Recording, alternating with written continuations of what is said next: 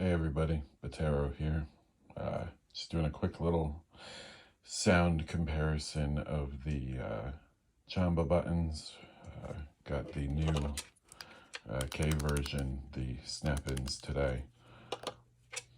White button here is your standard 30mm, no silencer pad. Red has the silencer pad, and then the new guys here. So,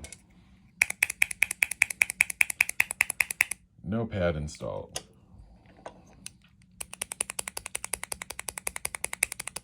Pad installed, and the K version with the silicone inside of them.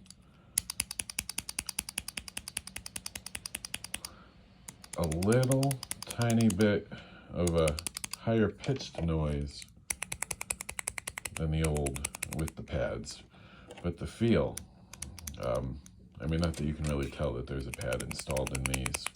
They're not mushy or anything like gamer fingers, but I like these. I like them a lot. Everything else about them seems pretty much the same as the old ones. Looks like the plungers sit a little bit lower. Might be a little bit wider. Overall, good job, Arcade Shock. I think you got a hit here.